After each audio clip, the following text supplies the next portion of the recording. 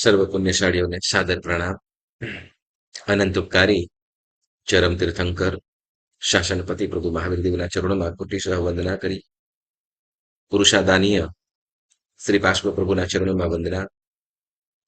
શાસન ધોરા સંભાળતા પૂજ્ય આચાર્ય ભગવંતો અને જીન આગમનું પઠન પાઠન કરાવતા એવા ઉપાધ્યાય ભગવંતો, મોક્ષ માર્ગના સાધક અને સહાયક એવા સર્વ સાધુ સાધ્વીજી ભગવંતોના ચરણોમાં ત્રિકાળ વંદના કરીએ. ધર્મપ્રેમી આરાધક સર્વ શ્રાવક શ્રાવિકા ભાઈઓ બહેનો સૌને સાદર પ્રણામ. દેવગુરુ પસાય બધા સુખ શાંતમાં હશો અને સુંદર આરાધના કરતા હશો. મહોપાધ્યાય શ્રી યશુ વિજયજી મહારાજ સાહેબે આપણને આત્માનો અત્યંત મહત્વનો ગુણ, જે મોક્ષ સુધી લઈ જાય, મોક્ષ સિદ્ધિના સોપાન કરાવતો એવો કોઈ મુખ્ય ગુણ હોય કે જેના વગર બાકીનું બધું નકામું થઈ પડે, એવો ગુણ એટલે સમ્યક્ત્વ. તો એ સમ્યક્ત્વને સારી રીતે ઓળખાવે અને આ સ્વાધ્યાય કરતા કદાચ સમ્યક્ત્વ પ્રાપ્ત ન થયેલું હોય અને શ્રદ્ધાપૂર્વક સ્વીકારે તો એ આત્માને પણ સમકિત ગુણની પ્રાપ્તિ થઈ જાય. સમ્યક્ત્વ સમકિત એટલે શું? તો કે વસ્તુને, પદાર્થને કે તત્વને જે પ્રમાણે છે, જેવું છે તેવી જ રીતે સમજે અને જાણે. જાણે, સમજે એ સમ્યક્ત્વ. સ્વીકારે અને પછી યથાયોગ્ય પોતાની આરાધના કરે એ પ્લસ બીજી રીતે. પરંતુ આત્મતત્વ અહીંયા સમ્યક્ત્વ માટેની વાત કરે છે, માત્ર બાહ્ય વસ્તુઓની, પરંતુ જેમ આત્મિક ગુણો છે કે ધર્મ છે, જેને ષડદ્રવ્ય કહેવામાં આવ્યા, આપણે જીવ, અજીવ, પુણ્ય, પાપ, આશ્રવ, સંવર વગેરે નવ તત્વ, ધર્માસ્તિકાય, અધર્માસ્તિકાય, આકાશાસ્તિકાય, ભૂતગલાસ્તિકાય અને કાળ વગેરે ષડદ્રવ્ય. તો આને આ જે પ્રમાણે છે, સર્વજ્ઞ ભગવંતોએ જે પ્રમાણે જોયા છે અને કહ્યા છે, એને તદ્દન એ જ રીતે સ્વીકારવું, જાણવું અને યથાશક્તિ પ્રમાણે એનું આચરણ પણ કરવું. તો એને અહીં સમકિત કહેવામાં આવે છે, સમ્યક્ત્વ. હવે એ સમ્યક્ત્વના 67 બોલની સજ્જાએ આપણે સ્વાધ્યાય કરી રહ્યા છીએ, જેમાં આપણે સમ્યક્ત્વના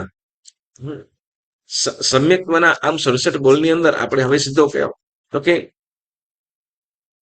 11મો અધિકાર, 11મી ઢાળમાં 11મો અધિકાર, અને જેમાં આપણે 6 પ્રકારની ભાવના, સમ્યક્ત્વ માટે 6 પ્રકારની ભાવનાની આપણે વાત કરી રહ્યા છીએ. એના પહેલા આપણે 6 પ્રકારના આગારોની વાત કરી અને હવે 6 પ્રકારની ભાવનાઓ. કારણ ભાવનાઓ કેમ? તો કે જે ભાવનાઓ એટલે શું? જેમ ભાવના એટલે શું? આપણો પ્રશ્ન થાય, ભાવના એટલે શું? તો માત્ર ભક્તિ ભાવના? તો કે એ ભાવના નહીં. ભાવનાઓ અલગ અલગ પ્રકારની, બરાબર. જેમ આમ 16 પ્રકારની કહેવામાં આવેલી છે, 12 પ્રકારની ભાવનાઓ પણ કહેવામાં આવી છે. અસુચિ ભાવના, અનિત્ય ભાવના, અશરણ ભાવના, ધર્મ ભાવના. જેમાં આપણે અમૃતવેલની સચ્ચાઈનો જયારે સ્વાધ્યાય કર્યો હતો તો તે વખતે આપણે આ બધી વાતો જાણી હતી, બરાબર. તો અશરણ, અનિત્ય વગેરે, તો એ બધી જે સંસાર ભાવના વગેરે, તો એ ભાવનાઓ અલગ છે. વળી દેરાસરમાં આપણે ભાવના ભક્તિ પરમાત્મા સમક્ષ કરતા હોઈએ, સ્તુતિ ગાતા હોય, સ્તવન ગાતા હોઈએ, બરાબર, તો એ ભક્તિ ભાવના થાય, બરાબર. તો એવી રીતે અહીં સમ્યક્ત્વની ભાવના. તો સમ્યક્ત્વ કેવું છે, સમ્યક્ત્વ કેવું મહત્વનું છે, અહીંયા ભાવના કહીશું તો કેવી રીતે?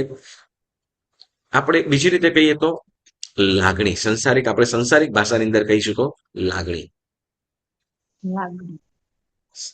સંસારિક ભાષાની અંદર કહીશું તો લાગણી, બરાબર. લાગણી જેમ શું કહેવાય કે માતા પુત્ર આ બંને પ્રત્યેનો પ્રેમ, બરાબર ને? લાગણી કહીએ આને, લાગણી છે તો આવ્યા, બરાબર ને? કહીએ ને, લાગણી કહી શકાય ને? યસ. તો બસ એ, હા, બરાબર. સંસારની અંદર આપણે જેમ અરસપરસની, બરાબર ને, શું કહેવાય, ગુજરાતી ભાષાની અંદર આપણે શુદ્ધ રીતે કહીએ કે લાગણી એટલે કે અરસપરસનો પ્રેમ હોય, કે મતલબ કોઈ કોઈ દુઃખી થતું હોય ને એને જોઈને, એના દુઃખને જોઈને દુઃખી થવું, કારણ એના પ્રત્યે લાગણી છે. એના પ્રત્યેની લાગણી, બરાબર ને? તો અહીં એ રીતે અહીંયા બસ તો એનું મહત્વ છે, એનું એ પ્રેમનું મહત્વ છે. તો અહીંયા જેમ સમ્યક્ત્વ ગુણ છે, આપણા આત્માની અંદર જે સમ્યક્ત્વ ગુણની પ્રાપ્તિ થાય, તો એ સમ્યક્ત્વ કેવું મહત્વનું છે, તો એના પ્રત્યેનો આપણને આદર ભાવ જાગે, એના પ્રત્યેનો વધુ ને વધુ એના પ્રત્યેનો બહુમાન ભાવ જાગે, અહોભાવ જાગે. જો જ્યાં આપણું હિત થાય છે, સાંભળજો, જ્યાં આપણું હિત થાય છે, જે આપણને દુઃખોથી ઉગારે છે, જે આપણને દુઃખોથી ઉગારે છે, તો એના પ્રત્યેનો એક જેમ આભાર ભાવ હોય છે, આભાર ભાવ હોય છે, અને એના પ્રત્યેનો ભક્તિ હોય છે. જેમ આપણે કેમ કે આપણી કપરી પરિસ્થિતિ હોય, કપરી પરિસ્થિતિ આવી હોય, અને તે વખતે કોઈ કદાચ આપણને મદદ કરી હોય, તો એના પ્રત્યેનો આપણો ભાવ કેવો થઈ જાય? બહુમાન એમ કે બહુમાન ભાવ તો ખરો, પરંતુ એના પ્રત્યેની એક લાગણી થાય કે ભાઈ શું મારા વિકટ કાળની અંદર, વિકટ પરિસ્થિતિની અંદર તમે મને ભગવાનની જેમ, એટલે એને શું માને તો કે ભગવાનની જેમ તમે આવીને ભાઈ અમને એ દુઃખની અંદરથી ઉગાર્યા, બરાબર ને? તો આ જે એક પ્રકારની એના પ્રત્યેની ભાવના છે. તો અહીં એ સમ્યક્ત્વ છે. એ સમ્યક્ત્વ પણ કેવું છે?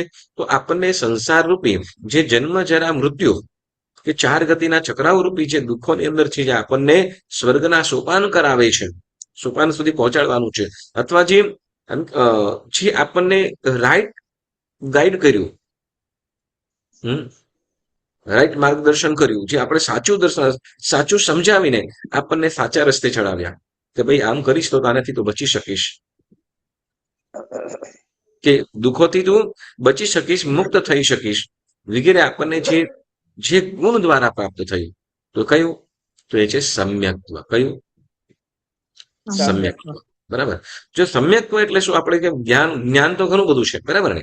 જ્ઞાન તો ઘણું બધું આપણે કહીએ કે આપણે બધા પાસે ડિગ્રી તો હશે જ આમાંથી, ગ્રેજ્યુએશન તો બધા કમ્પ્લીટ કર્યું જશે આમાંથી, બરાબર કે નહીં? હેલો,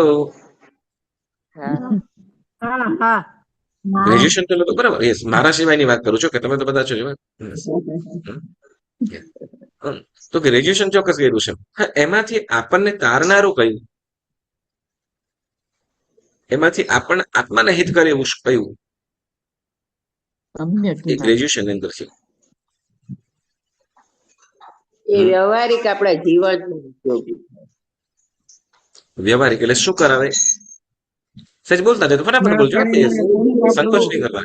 હા, બધાને એક બોલવાનું, મારે બે જ કામ છે પછી. આમાં થોડુંક આપણું માઇન્ડ ગ્રો થાય, આપણે સમજી શકીએ ધર્મ. માઇન્ડ ગ્રો થઈને શું ફાયદો? આત્મા માટે શું ફાયદો? સમજવાની શક્તિ આપણી વધે. યસ, આત્માને ફાયદો હોય એ સમજણ શક્તિ વધે. યસ, બરાબર. પછી યસ, સમજણ શક્તિ વધે, બરાબર છે. પછી આજે લાઈક સ્ટેન્ડર્ડ 2 ભણ્યો હોય ને ગ્રેજ્યુએટ થઈ ગયો, બેની અક્કલમાં ફેર હોય, સમજણ શક્તિ બધી હા, યસ, રીતે. એવું પણ બને કે એક ધાર્મિક બુદ્ધિ અને નાસ્તિક બુદ્ધિ, એવું પણ બને. ચાલો, શું કે છે? તો કે અહીંયા જે સમ્યક્ત્વની વાત આવે છે, ત્યારે શું કે છે? તો કે વ્યવહારનું જે નોલેજ કરવું એ શું? તો કે એ સંસાર વૃદ્ધિનું કારણ છે. કેવું? સંસાર વૃદ્ધિનું કારણ શું? તો કે ત્યાં આપણને વ્યવહાર શીખવાડે છે, બરાબર? ત્યાં વ્યવહાર શીખવાડે છે, બરાબર, કે વ્યવહારની અંદર કેવી રીતે તમે રહો, કેવી રીતે, બરાબર. પરંતુ જે ધર્મ છે આપણને જે સમ્યક શું કરે છે? તો કે વ્યવહારને પણ કેવી રીતે, વ્યવહારની અંદર આપણે જેમ આપણે કીધું ગઈ વખતે વાત સાંભળી હતી, શું? તો કે બાળકના કપડા ધોવામાં ક્યાંક બાળક ન તના જાય એનું ધ્યાન રાખવાનું. બાળકના કપડા ધોવામાં એ નદીમાં રમતો, નદી કિનારે રમતું બાળક, નદી કિનારે રમતું બાળક, એ બાળક સાથે કપડા ધોવા માટે બાળકના કપડા લઈને ધોવામાં રહી ગયા. હવે કપડા ધોવાની અંદર એવો મશ્ગુલ કે બાળક પાણીમાં ડૂબવા લાગ્યું. પછી ચિંતા ન કરે કે અરે શું બાળક હશે તો એને પહેરવા, કે બાળકના કપડા ધોઈ નાખું પછી સુકાઈ જાય, બાળકને પહેરવા કામ લાગશે, એવો વિચાર કરે. અને એક બાજુ બાળક ડૂબી રહ્યું છે, એટલે કપડા ધોવા મશ્ગુલ બને. શું થાય? બાળકના કપડા ધોવાઈ ગયા, સુકાઈ પણ ગયા, બરાબર ને? પરંતુ બાળક જ ન રહ્યું. પછી એ કપડાને શું કરવું? બરાબર ને? ત્યારે ધર્મ આપણને કે છે સંકેત શું કે છે કે જે કપડા જેવું કેવું છે? કપડા કેવું છે? તો કે વ્યવહાર એ કપડા જેવું છે, બરાબર ને? વ્યવહાર એ કપડા જેવું છે અને આત્મા જે સંકિત કહીએ કે ધર્મ કહીએ કેવું છે? તો કે બાળક સમાન. આત્માને કપડા પહેરવા, આત્મા જે ધર્મરૂપી જે આત્મા છે, બાળક રૂપી જે ધર્મ છે, સમ્યક્ત્વ છે, તો એ સમ્યક્ત્વ ગુણને પહેલા આપણે સાચવવો જોઈએ, બરાબર? એટલે શું કે છે? તો કે ધર્મ શું કહીએ છે આપણે? તો એની અંદર એ જેમ આપણને કોઈ દુઃખમાંથી ઉગારે અને એના પ્રત્યેનો આપણને આદર ભગવાન ભાવ જાગે છે, એમ સંસાર રૂપી ચક્ર અનાદિકાળથી, આજ અનાદિકાળથી આપણે કહીએ કે અત્યાર સુધીમાં આપણા કેટલા ભાવ થયા એમ કહીએ તો અનંત. આમ કે ઘણા પાસ્ટની ભાવ. અંદર કેટલા ભાવ થયા એમ કહીએ તો ઘણા બધા ઘણા બધા. કેટલા? તો કે અનંત. કેટલા? એ પાછળના કેટલા ભાવ થયા એમ કે ને ગણતા પાર જ ન આવે, પાર જ ન આવે. અનંત અનંત અનંત. એટલે અનંત ગુણો, અનંત ભવો થયા. પણ અને એમાં પાછા એ શું કહેવાય, જન્મ જરા અને મૃત્યુના દુઃખો તો ભોગવ્યા જ છે. એક વસ્તુ છે, આપણે મનુષ્ય પાસે જે દુઃખ છે ને એના કરતા પંચેન્દ્રિય જીવ પાસે દુઃખ છે એના કરતા ચૌરેન્દ્રિયની અંદર અસંખ્ય ગણું વધારે છે. તે ઇન્દ્રિય જીવની અંદર જે દુઃખ છે એના કરતા, સોરી, ચૌરેન્દ્રિય જીવ કરતા જે દુઃખ છે એના કરતા તે ઇન્દ્રિયમાં વધારે દુઃખ છે. તે ઇન્દ્રિય દુઃખમાં જીવમાં જેટલું દુઃખ છે એના કરતા બે ઇન્દ્રિયમાં વધારે છે. બે ઇન્દ્રિયમાં જેટલું દુઃખ છે એના કરતા અનેક ગણું વધારે ક્યાં? તો કે સ્થાવર જીવોની અંદર છે. અને સ્થાવર જીવોની અંદર પણ જે નિગોદની અંદર, સ્થાવર જીવોની અંદર આપણે વનસ્પતિની અંદર સાધારણ વનસ્પતિ કહીએ તો એમાં તો અનેક ગણું, અને એમાં પણ બાદર અને સૂક્ષ્મની વાત કરીએ તો એની તો અનેક ગણું વધારે. અને ત્યાં દુઃખ ભોગવ્યા છે. પરંતુ થાય એવું કે જેમ શું કહેવાય કે વનસ્પતિ કાયના જીવો છે, વાવ કાયના જીવો છે, દુઃખ થાય, વેદના થાય, પરંતુ કોઈને બયાન ન કરી શકે કે એની એક્સપ્લેન કરવા માટે એની વેદનાને કોઈ સાંભળી શકતું જ નથી, એને દૂર પણ કરી શકતું નથી. હવે એની વેદના એ જ ભોગવતું હોય. આપણને જેમ શું કહેવાય કે આપણને કઈ વેદના તકલીફ થાય તો આપણે કોઈ ડોક્ટર પાસે કે સારા વ્યક્તિને કહીને આપણે તકલીફને એનો ઈલાજ વગેરે કરી લઈએ. પરંતુ એ જીવો કોઈની પાસે જઈ પણ ન શકે, બસ એને દુઃખ ભોગવવા સિવાય કાંઈ જ નહીં. એવા બધા દુઃખોની અંદરથી આપણને મુક્ત કરાવતો, એટલે કે કાયમ માટે, સદા માટે જો આપણને કોઈ દુઃખોથી મુક્ત કરાવી શકતું હોય તો એ સમ્યક્ત્વ ગુણ. કોણ સમ્યક્ત્વ? કેમ તો કે સમ્યક્ત્વ વિના ગમે તેવું જ્ઞાન હશે તો એ જ્ઞાન પણ તારનારું નહીં બને. સમ્યક્ત્વ સિવાય ગમે તેવું જ્ઞાન હશે એ પણ આપણને તારનારું બનશે નહીં. અને ભવની શરૂઆત પણ, ભવની ગણતરી થાય એ પણ ક્યારે? તો કે સમ્યક્ત્વ પામ્યા પાછી. સમકિત પામે જીવતે ભવ ગણતી એ ગણાય. અને જો વળી સંસારે બને તે અંતે મોક્ષે જાય. એટલે કે સંસારની અંદર ભમતા જીવો જ્યાં સુધી સમ્યક્ત્વ પામ્યા નથી ત્યાં સુધી એની ગણતરી પણ ગણાતી નથી. અને સમ્યક્ત્વ પામ્યા પછી કદાચ સંસારમાં ભમવું પડે તો પણ અંતે તો એ મોક્ષ જાય. વીર જીનેશ્વર સાહેબો ભૂમિયો કાળ અનંત. પણ સંકિત પામ્યા પછી અંતે થયા અરિહંત. 27 ભાવના સ્તવની અંદર શરૂઆતની અંદર ગુહાની અંદર ત્યાં કહેવામાં આવેલું છે. એટલે સમ્યક્ત્વની મહત્વ. તો એ સમ્યક્ત્વ કેવું છે? તો આપણને એ સમ્યક્ત્વની ભાવના, આપણે સમ્યક્ત્વની 6 ભાવનાની મુખ્યતઃ વાતો આપણે અહીંયા કરી રહ્યા છીએ. તો જેમાં આપણે કીધું, પહેલા કીધું સમ્યક્ત્વ એ ધર્મરૂપી વૃક્ષનું મૂળ છે. સમ્યક્ત્વ એ ધર્મરૂપી વૃક્ષનું મૂળ છે, બરાબર ને? કે મૂળ, જો મૂળ હોય કે મૂળ જેવું કહેવાય, વૃક્ષમાં ને મૂળમાં શું લેવા દેવા? મૂળીથી જ પછી આગળ વધે ને બધું. મૂળ જો એક વસ્તુ છે, મૂળની આજુબાજુની જગ્યા પણ જો ઓછી થઈ જાય અથવા મૂળિયા ઓછા થાવ, મૂળિયા જો ખવાવા લાગે અથવા દેખાવા લાગે તો એ વૃક્ષ ઢળી પડે, બરાબર? પછી મૂળ જો સશક્ત ન હોય તો વૃક્ષ પણ ધીમે ધીમે શું થઈ જાય? સુકાઈ જાય. મૂળ જો બરાબર ન હોય, જો ખવાઈ જાય અંદરથી, તો આખું વૃક્ષ પણ સુકાઈ જાય. એમ ધર્મનું કોઈ મૂળ હોય તો એ છે સમ્યક્ત્વ. જો સમ્યક્ત્વ જો દૂર થયું, સમ્યક્ત્વ જો નાશ સમ્યક્ત્વ જો ગયું તો બાકીની ધર્મ ક્રિયા માત્ર કેવું, માત્ર શું કહેવાય, આર્ટિફિશિયલ વૃક્ષ જેવું, માત્ર દેખાય ખરું પરંતુ અંદરથી કાંઈ ન.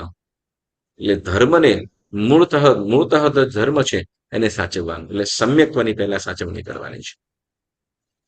એટલે સમ્યક્ત્વ એ ધર્મનું મૂળ છે. એટલે શું, પ્રભુ આજ્ઞા, ગુરુ આજ્ઞા, શાસ્ત્ર આજ્ઞા, આપણે જે પણ આરાધના ક્રિયા વગેરે કરીએ તો શાસ્ત્રોક્ત ચોક્કસ હોવું જોઈએ. ધર્મ આજ્ઞા, ગુરુ ભગવંતની આજ્ઞા ચોક્કસ હોવી જોઈએ. બરાબર. બાકી આપમેળે આપણે કરીશું તો એ શું, તો કે ત્યાં સમ્યક્ત્વ ધીમે ધીમે આપણે તો ચોક્કસ આપણો આશય સારો હોય, બરાબર, આશય સારો હોવા છતાં પણ સૌ પ્રથમ શું કરવાનું થાય કે ગુરુ ભગવંતની આજ્ઞા તો અવશ્ય હોવી જોઈએ. ઓકે, એટલે ધર્મનું મૂળ શું છે, સમ્યક્ત્વ. શું છે, સમ્યક્ત્વ એ ધર્મનું મૂળ. અને ત્યાર પછી શું કીધું, બીજું કીધું તું, સમ્યક્ત્વ એ ધર્મનગરનું પ્રવેશ દ્વાર. સમ્યક્ત્વ એ ધર્મનગરનું પ્રવેશ દ્વાર છે. બરાબર. તો ધર્મનગરનું પ્રવેશ દ્વાર કેમ કહેવામાં આવે, આપણે ગઈ વખતે એની વાત કરી હતી, નગરનો દરવાજો. નગરનો દરવાજો. યસ. દરવાજાથી શું, એટલે જેમ દરવાજામાં શું કહેવાય, બરાબર છે, બોલો બોલો. દરવાજામાં બેસે તો નગરમાં જવાય, તેમ સંકિતની પ્રાપ્તિથી ધર્મપુરીમાં જવાય એવું. ચાલો, ઓકે. એક બહુ સુંદર મજાનું એક પદ છે, મંદિર પધારો સ્વામી શલુના, તમારા વિના નાથ ક્યાંય ગવેના. મંદિર પધારો સ્વામી શલુના, તમે જઈ વસ્યા છો સ્વરૂપ મહેલમાં, તમે જઈ વસ્યા છો સ્વરૂપ મહેલમાં. રઝળતો રહ્યો હું આ સંસાર વનમાં, રઝળતો રહ્યો છું આ સંસાર વનમાં. હવે નાથ જાજો અલગા થશો ના, મંદિર પધારો સ્વામી સલુના, મંદિર પધારો સ્વામી સલુના. આ પદ એટલું જ કીધું છે, સ્વરૂપ રૂપી મહેલ. કયું સ્વરૂપ રૂપી? હવે સ્વરૂપ પોતે અરિહંત પરમાત્મા સ્વરૂપ મહેલ એટલે ક્યાં, તો કે સિદ્ધશિલા. કયું, સિદ્ધશિલા. મુક્તિ રૂપી સ્વરૂપ એટલે આત્મભાવ રૂપી. તો એ મુક્તિ રૂપી મહેલની અંદર પહોંચવા માટે ક્યાં, તો કે નગરની અંદર તો જવું પડશે ને. નગર વગર મહેલ હોય ખરો? હા. અને નગરમાં નગર હોય, બરાબર, તો એમાં પ્રવેશ દ્વાર તો હોય જ. કારણ શું, તો કે ગમે તે ચોર લૂંટારો ડાકુઓ વગેરે હોય, બરાબર ને, તો જો ખુલ્લું હોય, કોઈ બંધારણ ના હોય તો શું થાય, ચોર લૂંટારો લૂંટી જાય બધું, બરાબર ને. એટલે ધર્મરૂપી નગરની અંદર પ્રવેશ કરવા માટે સમ્યક્ત્વ એ પ્રવેશ દ્વાર જેવું છે. જેમ ધર્મરૂપી નગરની અંદર પહોંચી જાય, ધર્મરૂપી નગરની અંદર પહોંચી જાય અને વ્યક્તિ સુરક્ષિત થઈ જાય. નગરમાં પ્રવેશ કરતા જેમ વ્યક્તિ સુરક્ષાને અનુભવે, કારણ શું, તો કે જો નગરની અંદર પ્રવેશ ન કર્યો હોય તો શું, તો કે હિંસક પશુઓનો તો ડર રહેવાનો, ચોર લૂંટારા ડાકુ વગેરેનો પણ રહેવાનો ડર, બરાબર ને. તો એ ભય, અને કદાચ ભય રહે કારણ તો કે થતું હોય, ચોરો લૂંટી જાય, મારી જાય, હિંસક પશુઓ ખાઈ જાય, તો સતત ભય થતો હોય, બરાબર ને. પરંતુ જેઓ નગરમાં પ્રવેશ કરે એટલે ચોર લૂંટારો ડાકુઓ કે હિંસક પશુઓ આદિના ડરથી મુક્ત થઈ જાય છે. અને શું, તો કે એ પોતે સુરક્ષિતપણે ક્યાં, તો કે સુરક્ષિત જગ્યાએ એને પહોંચવું છે ઈચ્છિત સુખની અંદર. એટલે ક્યાં, તો કે મુક્તિ રૂપી એટલે સ્વરૂપ મહેલની અંદર પહોંચવા માટે, સ્વરૂપ રૂપી મહેલમાં પહોંચવા માટે, પોતાના આત્મભાવમાં જવા માટે સમ્યક્ત્વ એ ધર્મરૂપી પ્રવેશ દ્વાર છે. એટલે ધર્મરૂપી નગરનું પ્રવેશ દ્વાર છે. અને પછી ત્રીજા નંબરમાં કીધું આપણે, સમ્યક્ત્વ એ ધર્મનો પાયો છે. શું, સમ્યક્ત્વ એ ધર્મનો પાયો છે. સમ્યક્ત્વ એ ધર્મનો પાયો છે, બરાબર ને? ધર્મનો પાયો મતલબ પાયો પાયો મજબૂત હોય તો પછી આગળ જેમ શું કહેવાય કે જો ઉપર ચડવું હોય, બરાબર ને? સમ્યક્ત્વ ધર્મનો પાયો જેમ શું કહેવાય કે ઇમારત બનાવવી હોય, બરાબર? ઉપર ઉપર ચડવું હોય, ઉપર ઉપર આરોહણ કરવું હોય તો શું કરવું પડશે? પાયો નાખવો પાયો નાખવો પડશે, પાયો મજબૂત કરવો પડશે. મજબૂત પાયો. હા, જેમ શું કહેવાય કે 8-10 માળની બિલ્ડિંગ જો બનાવવી હોય તો જેમ નીચે પાયો જેમ એ પ્રમાણે એનું એ કરવું પડશે, બરાબર ને? એનું ખાડો વગેરે ખોદીને એની અંદર કોન્ક્રીટ વગેરે કરીને એકદમ મજબૂતાઈ કે જમીન ક્યાંય ધસી ના પડે, ક્યાંય નમી ના પડે, ક્યાંય એ બિલ્ડિંગ નમી ના પડે, ઇમારત નમી ના પડે. તો એના માટે જેમ પાયો મજબૂત કરે, બરાબર, પાયો મજબૂત જોઈએ તો એ સમ્યક સ્વરૂપે કયું તો કે શું કીધું તો કે સમ્યક્ત્વ એ ધર્મનો એટલે ધર્મરૂપી મહેલ શું ધર્મરૂપી મહેલને બનાવવા માટે અથવા ધર્મરૂપી ઇમારતને જન્મવા માટે બનાવવા માટે શું કરે છે તો કે સમ્યક્ત્વ એ પાયો છે. એટલે આપણે તપ ત્યાગ આરાધના જે પણ કરીએ એમાં સૌથી મહત્વનું શું છે? સમ્યક્ત્વ વિધિવત જે પ્રમાણે છે. આજના સવારના સ્વાધ્યાયની અંદર પણ એ જ વાત આવી. તત્વને યથાર્થ બને, તત્વ શું કહ્યું વ્રતને યથાર્થ બને જાણે, પછી આદરે અને પાલે, બરાબર? તો એમાં યથાર્થ બને જે રીતે છે એ રીતે સમજે અને પછી એ પ્રમાણે ગ્રહણ કરે અને પછી એનું પાલન પણ કરે, બરાબર? તો એને સમ્યક્ત્વ કહેવામાં આવ્યું હતું. તો એ જ રીતે એ કહે છે કે ધર્મનો કોઈ પાયો હોય તો એ કોણ છે? ધર્મરૂપી મહેલ કે ઇમારતનો કોઈ પાયો હોય તો એ કોણ છે? સમ્યક્ત્વ, બરાબર? અને પછી સમ્યક્ત્વ એ ધર્મની તિજોરી. આપણે ગઈ વખતે વાત કરી હતી. સમ્યક્ત્વ એ ધર્મરૂપી ધર્મની તિજોરી અથવા ભંડાર છે. ધર્મરૂપી.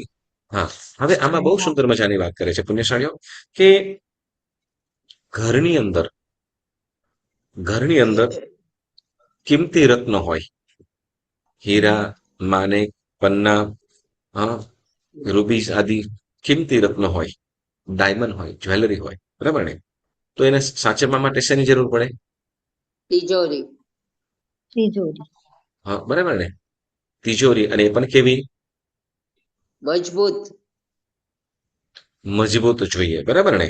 જેમ રત્નોને સાચવવા માટે, રત્નોને સુરક્ષિત રાખવા માટે જેમ તિજોરીની આવશ્યકતા પડે છે, રત્ન આદિ હીરા, પન્ના, માણેક, મોતી આદિને સાચવવા માટે જેમ તિજોરી ભંડારણ એટલે કબાટ જોઈએ પ્રોપર, બરાબર ને? એ જ રીતે ધર્મરૂપી રત્ન કયા? રત્નોને સુરક્ષિત રહે છે, બરાબર ને? એટલે એમાં હોય ત્યારે સુરક્ષિત રહે. એમાં શું કરે છે? સુરક્ષિત રહે છે, બરાબર ને? હવે એ સુરક્ષિત રહે છે. એ જ રીતે શું કે છે? એ જ રીતે જો અહીંયા શું છે? એ જ રીતે શું કે છે કે તે ગુણરૂપી રત્ન કયા? ગુણરૂપી રત્ન જેમાં વિનય, વિવેક, સ્વાધ્યાય, ક્ષમતા, નિષ્ફળતા, નિર્મમત્વતા આદિ જે ઉત્તમ ગુણો કીધા, સરળતા, આ બધા ગુણો છે. એ ગુણોને સાચવવા માટે પણ શેની આવશ્યકતા પડે છે? સમ્યક્ત્વ. વિનય, વિવેક, સ્વાધ્યાય, ક્ષમા, ક્ષમતા, નિર્લોભતા, નિષ્પૃહતા આદિ જે ગુણો કીધા એ ગુણોરૂપી રત્નોને સાચવવા માટે પણ સમ્યક્ત્વરૂપી તિજોરીની આવશ્યકતા છે. હવે સમ્યક્ત્વ એ તિજોરી અને કબાટ સમાન કહેવામાં આવ્યું છે કે ભંડાર સમાન, કે જો ભંડાર જો મજબૂત હોય, નહીં તો અહીંયા તો પાછું ખુલ્લું પણ ન રખાય. હા, ચોર લૂંટારુઓ પણ ફરતા હોય. જેમ શું કહેવાય? જેમ આપણે આ વસ્તુઓ ખ્યાલ હોય, બરાબર ને? આ વસ્તુઓ ખ્યાલ હોય આપણે, બરાબર, આપણા ઘરની અંદર ગમે તેમ તો રાખીએ જ નહીં, બરાબર ને? આ વસ્તુઓ રાખીએ અને એમાં પણ શું થાય કે જો ઘર કદાચ રેડું મૂકીને ગયા અથવા કદાચ બંધ છે આ ઘરમાં લોકો છે નહીં અને ક્યારે મહેમાન આવીને દિવાળી હોળી કરીને જાય ખબર ના પડે, બરાબર ને? હા ક્યારે દિવાળી હોળી કરીને તો હોળી અને શું કહેવાય પારઠી કરવાની જાય ખબર ના પડે. બરાબર. એટલે જેમ નજરની અંદર આવતા જેમ શું કહેવાય અ, રીડું રાખતા જેમ ચોરાઈ જાય છે, વસ્તુ ચોરાઈ જાય છે એમ. પરંતુ એમ શું કહેવાય, જો જો ભંડાર કબાટ વગેરે મજબૂત હોય એ પણ ન તોડી શકે. તો અહીંયા એમ કે છે કે જો આ બધી વસ્તુઓને રત્નોને છૂટા છૂટા રાખવામાં આવે તો એ સચવાય નહીં. બરાબર ને? ઉત્તમ જાતના ઘરેણા આભૂષણો રત્નો આદિ હોય અને એને છૂટા છૂટા રાખવામાં આવે તો સચવાય નહીં, પરંતુ એક સુંદર કબાટની અંદર, સુરક્ષિત એવા કબાટની અંદર રાખવામાં આવે તો સુરક્ષિત રહે. હવે આ રત્નોરૂપી, સાંભળજો, આ ગુણરૂપી રત્નોને જેમ આપણે સોના ચાંદી વગેરે છે એ રત્નોને લૂંટવા માટે જે તૈયારી કરેલી હોય ગરબા ઘૂસવાની, એ આપણને ખબર પડે. જય આપણને ખબર પડે હા આપણા ઘરની ક્યારે રેકી કરી ગયા હોય આપણને ખબર પડે. બધું થઈ ગયા પછી આપણને ખબર પડે કે આ માણસ આમાં પડેલો હતો ને આમાં આટા ફેરા કર્યા હતા, એવું ખ્યાલ આવે. બરાબર ને? હા પણ પછી શું થઈ ગયા? પછી શું? કાંઈ નહીં, હાથ ઘસવાનું, બીજું શું? હમ. બસ એ પ્રમાણે એમ કે છે કે જેમ ચોરો ચોર લૂંટારુઓ જેમ પોતપોતાનો જેમ તક સાચવતા હોય છે, એમ અહીં આત્મામાંથી જ્યાં વિનય, સરળતા, નમ્રતા, વિવેક આદિ જે ગુણો છે, ક્ષમા, નિષ્ફળતા જે ગુણો છે, એ ગુણોને ચોરવા માટે પણ અમુક ચોરો તૈયાર જ હોય છે. એના માટેના પણ ચોરો તૈયાર જ હોય છે. તમે બસ ચૂકો, બસ સેજ ઘરનું બારણું અદુકડું રહી ગયું અને આ લોકો ઘાત લગાવીને બેઠા હતા. જેમ કહેવાય ને કે આપણે શું કહેવાય, ઘરે હોઈએ અને તે વખતે આપણે ઘરનું તાળું લગાડીને જઈએ ને, એમાં પણ પાછા આપણે તો અહીંયા 3-3, 4-4 હે ને,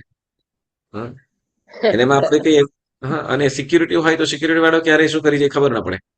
મૂળ વસ્તુ આપણને કહીએ કે અહીંયા જેમ એ આપણે કબાટ વગેરે રાખીએ છીએ સુરક્ષિત રાખવા માટે, એમ એ સમ્યક સ્વરૂપે કયું અહીંયા કબાટ તો ગુણરૂપી રત્નોને સાચવવા માટે, સુરક્ષિત રાખવા માટે કયું તો કે સમકિત રૂપી કબાટ. કયું? ગુણરૂપી રત્નોને સાચવવા માટે સમકિત રૂપી કબાટ અથવા ભંડાર, સમકિત રૂપી તિજોરી અથવા ભંડાર અવશ્ય હોવું જોઈએ, જેમાં વિવેક, સ્વાધ્યાય, સંયમ, વિનય આદિ ગુણો સુરક્ષિત રહી શકે. હવે એના માટે જેમ શું કહેવાય કે જો સમકિત આમ તેમ થયું, સમ્યકથી પતિત થયા, એટલે ચોક્કસ એ વિનય ગુણને નાશ કરવા માટે અહંકાર ઉભો જ છે. વિનય ગુણને હનવા માટે, નાશ કરવા માટે અહંકાર ઉભો જ છે. વિવેકને નાશ કરવા માટે શું કે અસભ્યતા ઉભું જ છે. ક્ષમા ગુણને નાશ કરવા માટે ક્રોધ તૈયાર જ છે.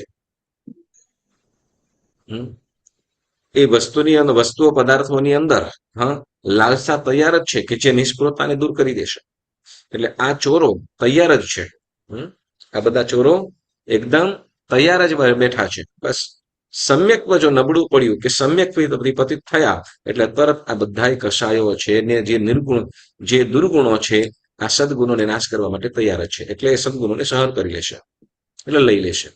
તો એનાથી સુરક્ષિત રાખવા માટે, એનું રક્ષણ કરવા માટે કોઈ સહાય કરતું હોય અથવા મતલબ જેના કારણે રહી શકતું હોય, જેમાં રહી શકતું હોય સુરક્ષિત, તો એ કોણ છે? સમ્યક. આપણને નિષ્ફળતા છે, આપણને શરીરનો પણ, આપણે જે યથાશક્તિ પ્રમાણે પોતપોતાની આરાધના કરીએ છીએ, પરમાત્મા જીનેશ્વર દેવની ભક્તિ કરીએ છીએ, સામાયિક કરીએ છીએ, પ્રતિક્રમણ કરીએ છીએ, વ્રત પચખાન આદિ જે પણ કરીએ છીએ, સરળતા રાખીએ છીએ, તો બધું જ શું તો કે સમ્યક્ત્વ હશે ત્યાં સુધી. જો સમ્યક્ત્વથી જો પતિત થયા, ધર્મ ભાવથી જો દૂર થયા, એટલે ચોક્કસ શું તો કે ત્યાં બીજા અહમ, ઈગો આદિ આવીને ઉભા જ રહેશે. એટલે આપણે જીનેશ્વર પરમાત્માને ફરીથીને વાત કરું, જીનેશ્વર પરમાત્માની જે ભક્તિ સેવા પૂજા આપણે કરીએ છીએ શેના માટે? તો કે આપણું સમ્યક દર્શન વધુ ને વધુ નિર્મળ રહે. કદાચ વધુ શુદ્ધ વિશુદ્ધ ન થાય, પરંતુ જે છે એ તો ચોક્કસ ને ચોક્કસ ટકી રહે.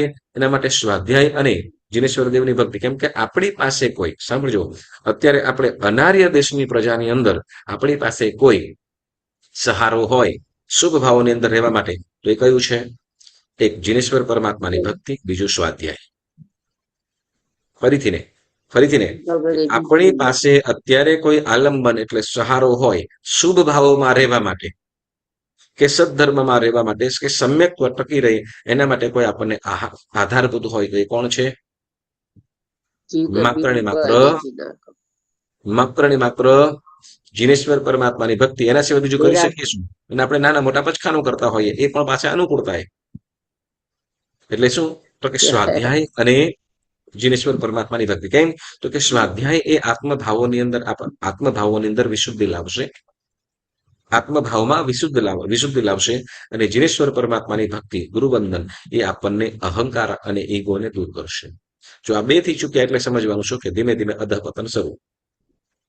પછી તમે ગમે તેવું કરતા હો, એટલે આ બે વસ્તુ હંમેશા ધ્યાન રાખવાનું. ઓકે, એટલે જેમ આ સંકેત રૂપી તિજોરી છે, ભંડાર છે, એ જ આ ગુણરૂપી રત્નોને સુરક્ષિત રાખે છે. કેમ કે એને ચોરવા માટેના દુર્ગુણો તૈયાર જ હોય છે, બરાબર ને? અને એ પાછા શું અનાદિકાળથી અંદર જ છે. શું અનાદિકાળથી અંદર જ છે. આપણને શું કહેવાય, એમ કહેવાય ને કે આમ તો દેતા હોય, બરાબર ને, કે અડોશ પડોશ ની અંદર બધાય બરાબર હોય, બધાય બરાબર દેખાતા હોય, પરંતુ ક્યારે ચાન્સ લઈ જાય ખબર ના પડે. આવું બને? અડોશ પડોશ ની અંદર આપણે અડોશ પડોશ ના ભરોસે પણ તો કે હા તમે ચોક્કસ. એક છે ને બહુ સરસ કોઈ વ્યક્તિ છે ને, સાંભળો,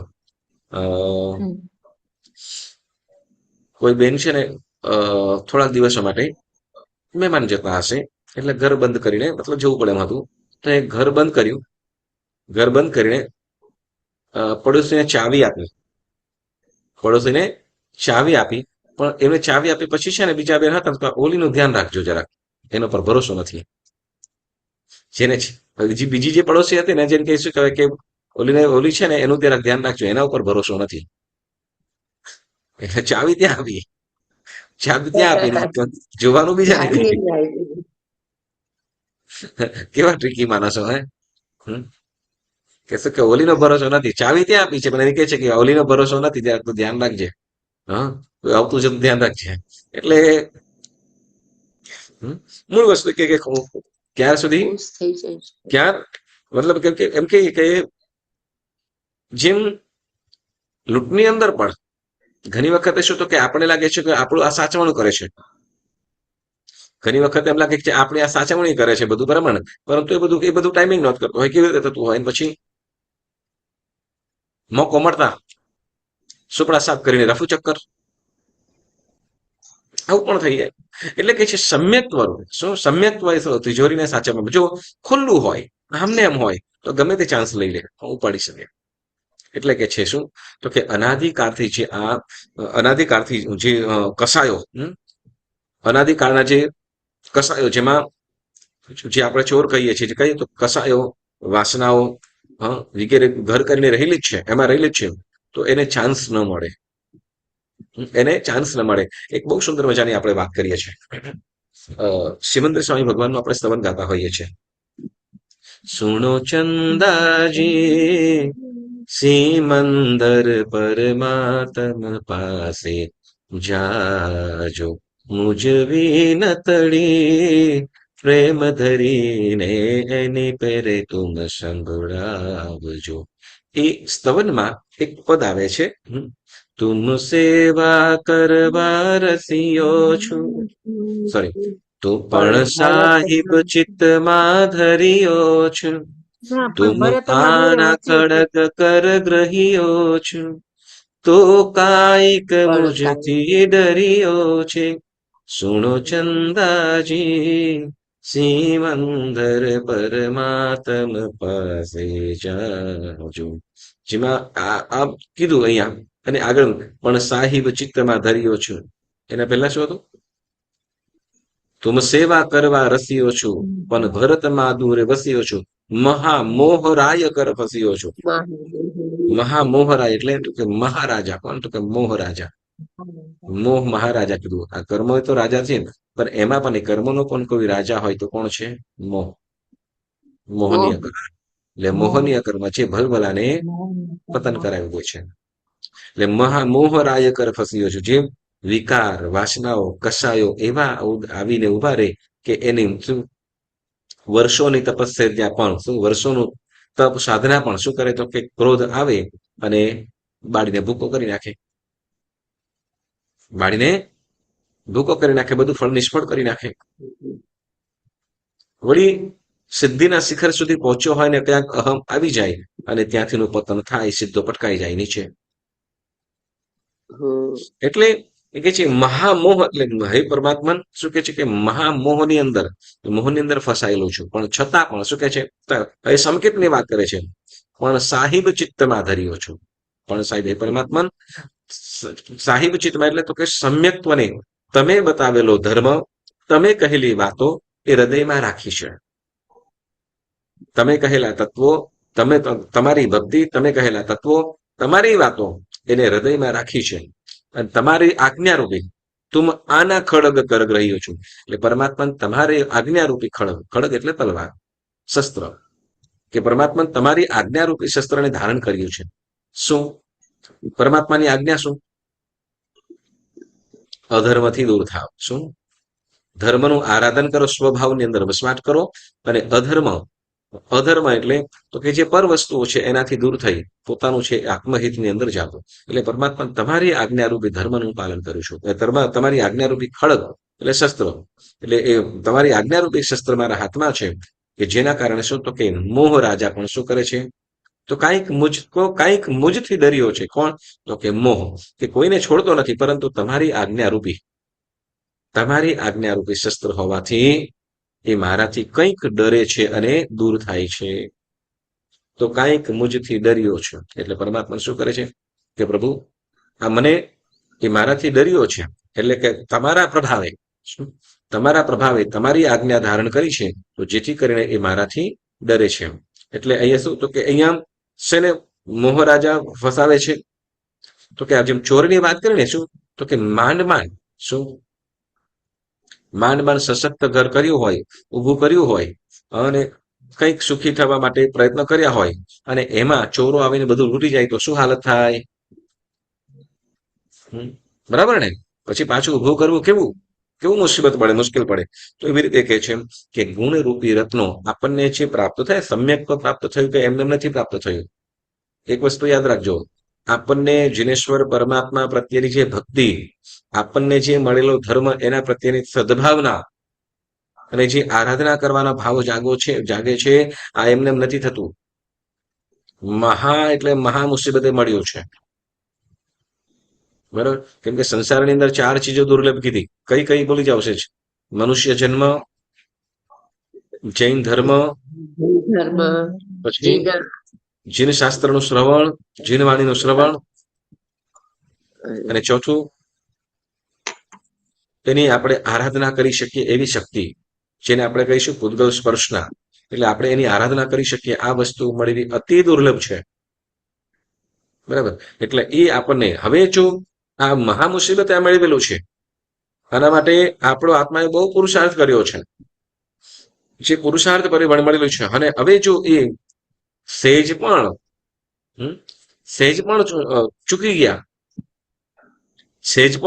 ચૂકી ગયા, પછી શું થાય? એક વસ્તુ છે, આપણે ઓલું કહીએ ને, આપણે હાઈવે પર કદાચ ગાડી ડ્રાઈવ કરતા હોઈએ, બરાબર ને, અને યુટર્ન ન હોય, એક્સપ્રેસ હોય, યુટર્ન ન હોય, પછી એક મતલબ જ્યાં ડાયવર્જન એક જગ્યાએ હતું, અને એ ચૂકી ગયા, પછી જ્યાંથી મતલબ નીચે ઉતરીને આપણે જે જગ્યાએ જવું છે એ ચૂકી ગયા, અને પછી આગળ વધી ગયા, પછી ખાલી થોડું જ, ખાલી 10 મીટર જેટલા વધી ગયા, પછી યુટર્ન નથી, એટલે શું કરવું પડશે? આગળ બીજા કેટલાય કિલોમીટર સુધી જવું પડે, અને બીજું આવે, પછી ત્યાંથી વળીને પાછા રિટર્ન થાય. આવું થાય ને? એક વખત ચૂકી જાય ને ઘણું બધું એવું થઈ જાય તો એટલે એ વખતે શું તો કે એક તો સમયની કટોકટી હોય, સમયની કટોકટી હોય, અને એમાં પણ યુટર્ન હોય નહીં, સશક્તિ અશક્તિ હોય નહીં, બરાબર. તો જેમ એ મુસીબતની અંદર જેમ ફસાય છે એમ સમયને સાધજો. આપણને આ શું કહેવાય, જે મનુષ્ય જન્મની અંદર જે આપણે સાધના કરી શકીએ છીએ, અને એ સમયને જો ચૂકી ગયા, એ સમયનો જે ચૂકી ગયા તો એ ફરીથી એને સમય પછી આપણે એવું કે ને ગુજરાતીમાં કહીએ, જો જીવનમાં જો રમત કરીશું ને તો જીવન પછી આપણી સાથે રમત કરશે. જિંદગી રમતમાં કાઢીશું, પછી જયારે જિંદગી રમત કરવાનું ચાલુ કરે પછી તો કે આપણને ક્યાંય ના રહેવા દે. એટલે કે છે સમય, જે આપણે સમયને આપણે જે ઉત્તમ એવો સમય મળ્યો એ સમયને સાધવાનો પ્રયત્ન પુરુષાર્થ કરજો. એટલે કે છે સમ્યક્ત્વ, એટલે સમ્યક્ત્વ એ ગુણરૂપી રત્નોને સાચવવા માટે ભંડાર અથવા તિજોરી સમાન છે, બરાબર. હવે બીજું કે છે, પાંચમું કે છે, એનું ખાલી આપણે વાત કરી લઈએ, ખાલી જસ્ટ વાત, અને પછી એને ભાવાર્થ નેક્સ્ટ ટાઈમ આપણે જોઈશું. હવે જેમ કહેવાય સમ્યક્ત્વ એ શું? સમ્યક્ત્વ એ ધર્મનો આધાર છે. શું? સમ્યક્ત્વ એ ધર્મનો આધાર છે. આધાર એટલે જેમ જેમ શું કહેવાય, સર્વ જીવોને રહેવા માટેનું સ્થાન, બરાબર. સર્વ જીવ અને પૂતગલનો કોઈ આધાર હોય છે તો કોણ છે? સર્વ જીવોને રહેવા માટેનો કોઈ આધાર હોય તો રહેવા જીવો માટે એ સમ્યક્ત્વ ગુણ છે. જીવોને રહેવા માટેનો કોઈ આપણે આધાર હોય તો આપણા જેવા સર્વ જીવો. ધરતી, બરાબર ને. જેમ પૃથ્વી એ આપણે સર્વ જીવોને રહેવા માટેનો આધાર છે, બરાબર. એના વગર જો આમ કહેવાય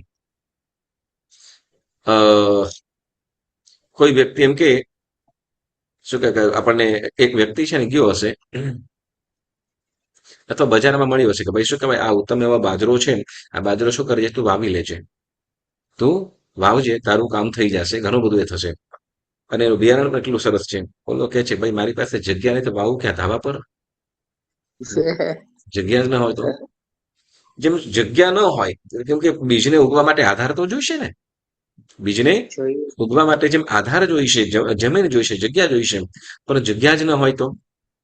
એટલે સર્વ જીવોને રહેવાનું કોઈ સ્થાન એટલે આધાર, રહેવાનું સ્થાન એટલે આધાર જેને કહીશું. તો આધાર એટલે આધારરૂપ કોઈ હોય, બરાબર. તો અહીંયા પૂતગલનો કોઈ આધારરૂપ હોય, સર્વજીવ અને પૂતગલ પણ ત્યાં જ હોય, ક્યાં તો કે જ્યાં જગ્યા હોય, બરાબર.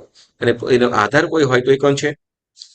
તો એવી રીતે તેમ સમ્યક્ત્વ એ સમતા, સંયમ અને સ્વરૂપ ધર્મનો આધારભૂત છે. જો સંયમ માટે કોઈ સંયમ પણ ત્યારે જ હોય જ્યારે સમ્યક્ત્વ હોય. સમ્યક્ત્વ રૂપી ગુણ કે પછી ધર્મરૂપી ભાવ, એ ગુણોને રહેવા માટે પણ કોઈ આધારભૂત હોય તો કોણ છે? સમ્યક્ત્વ. એટલે કે છે સમ્યક્ત્વ એ સમતા, સંયમ, સ્વરૂપ એના આધારભૂત કોઈ હોય તો એ છે સમ્યક્ત્વ. એટલે સર્વ જીવોને રહેવા માટે જેમ પૃથ્વી એ આધારભૂત છે, એમ ઉત્તમ ગુણોને, ત્યાં ઓલા રત્નોને સાચવવાની વાત કીધી, ત્યાં રત્નોને સાચવવાની વાત કીધી, અને અહીંયા રહેવા માટે, બરાબર. જો સંયમ હોય તો સમ્યક દર્શન, સમ્યક જ્ઞાન, સમ્યક ચારિત્રની પ્રાપ્તિ પણ થાય છે, બરાબર. તો કે ચારિત્ર પરંતુ એના માટે સમ્યક્ત્વ તો જોશે ને.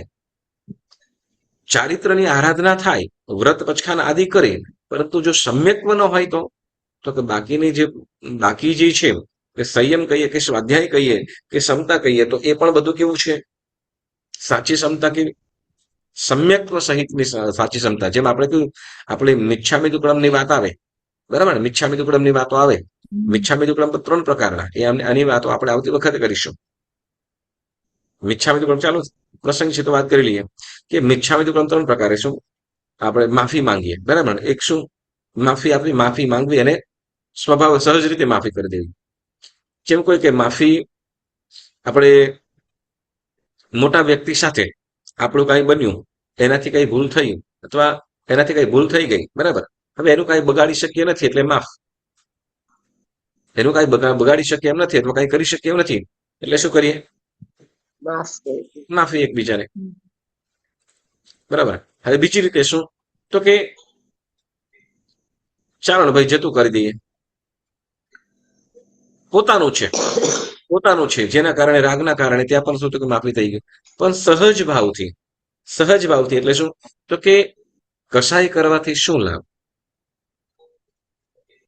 કદાચ ગુસ્સો કરીશ તો એનાથી લાભ શું? નુકસાન કોને? કસાઈ કરવાથી જે વસ્તુ થઈ ગઈ છે થઈ ગઈ છે, બરાબર, થઈ ગઈ છે થઈ ગઈ. હવે કદાચ કસાઈ કરીએ તો માત્ર પોતાના ઈગો અને અહમને પોસાવાનું છે, બસ પોતાનો ઈગો અને અહમ પોસાવાનો છે, એટલે એ નુકસાન, અહંકાર. પછી તો કે કસાઈ દ્વારા જે અનેક પ્રકારના બીજા નવા કર્મ બંધ થશે, કેમ કે ક્રોધ કરીએ છીએ, કસાયો એવા છે કે એ કર્મ બંધ અનેક ઘણા કર્મ બંધ કરાવે છે. ઉદય ઓછો થાય, ક્ષય ઓછો થાય અને બંધ વધારે થાય, અને એ પરિણામની અંદર ભયંકર દુઃખોને ન કરવાના છે. તો હવે સહજ ભાવથી શું? તો કે કસાયથી કોઈનું કસાય કર્યાથી કોઈનું કલ્યાણ થયું નથી, માત્ર ને માત્ર નુકસાન જ થયું છે. તો આવી ભાવના છે, એવા ભાવથી જે સહજ ભાવ રીતે, સહજ અને ધર્મ ભાવથી જે ક્ષમા માંગી પણ લે છે ને આપી પણ દે છે, કરી પણ દે છે, તો વાસ્તવિક એ મિચ્છા, એ વાસ્તવિક ક્ષમા કહેવાય. તો એવી રીતે શું છે કે આ બધા આ જે ક્ષમા ભાવ આવ્યો, ક્યારે આવ્યો? તો કે સમ્યક્ત્વ હતું ત્યારે. જો સમ્યક્ત્વ ન હોત તો માત્ર શું તો કે કરી દીધું હોય, હા, તો એ અહમનું પણ કારણ બને. કેમ? તો કે એને એ માફીનું કે ક્ષમાનું જે કારણ વાસ્તવિક એને ખ્યાલ જ નથી. અને સમ્યક્ત્વ એટલે તો કે ક્ષમા કેવી રીતે કરવું, શા માટે કરવું, શા માટે ક્રોધ ન કરવું વગેરે પણ યથાર્થ રીતે સારી રીતે જાણે છે, માટેને શું કહે છે? ક્ષમા. બરાબર. તો એટલે સંયમ, સમતા એ બધા ગુણો માટે કોઈ આધારભૂત હોય તો એ કોણ છે? સમ્યક્ત્વ. બરાબર. અને આવતી વખતે આપણે કહીશું સમ્યક્ત્વ એ શું છે? સમ્યક્ત્વ એ ધર્મનું ભાજન છે. શું ભાજન? એટલે વાસન. સમ્યક્ત્વ એ કેવું છે? ધર્મનું વાસન. હવે વાસન કેવું? તો એની વાતો કેવા દ્રવ્ય માટે કેવું વાસન છે એની વાતો આપણે આવતી વખતે ચોક્કસ કરીશું. પુણ્યશાળીઓ, આ સંકેતના 67 ગુણની સજાની અંદર બહુ સુંદર મજાની નાની નાની વાતોથી આપણને યશો વિજયજી મહારાજ સાહેબે ખૂબ આ સુંદર મજાના ઉપદેશ આપી રહ્યા છે. તો એમને પણ આપણે વંદના કરી અને આજનો સ્વાધ્યાય આપણે અહીંયા સ્થગિત કરીએ. પુણ્યશાળીઓ, જેના જ્ઞા વિરુદ્ધ કાંઈ પણ બોલાયું હોય તો મન વચન કાયાથી ત્રિવિધે મિચ્છામિ દુક્કડમ મંગળ પ્રાર્થના કરીશું. ખામે સર્વ જીવે સર્વે જીવા ખમંતુ મે મિત્તે મે સર્વ ભુવેષુ વૈરમ મજ્જન કે નહીં શિવમસ્તુ સર્વ જગત પરહિત નિરતા ભવन्तु ભૂતગણા દોષઃ પ્રયાન્તુ નાશમ સર્વત્ર સુખી ભવતુ લોકઃ ઉપસર્ગઃ ક્ષયં યાન્તિ છિદ્યન્તે વિઘ્નવલયઃ મનઃ પ્રસન્નતામેતિ પૂજ્યમાને જિનેશ્વરે સર્વમંગલ માંગલ્યમ સર્વકલ્યાણકારણમ પ્રધાનમ સર્વધર્માણામ જૈનમ જયતિ શાસનમ. બોલો બોલો શ્રી ચિંતામણી પાર્શ્વનાથ ભગવાન કી જય. શ્રી જીવ શાસન દેવ કી જય. પુણ્યશાળીઓ, વિશ્વના સુખ શાંતિ માટે બધાય 12 ઓંકારનું સ્મરણ કરીશું. 12 ઓંકાર.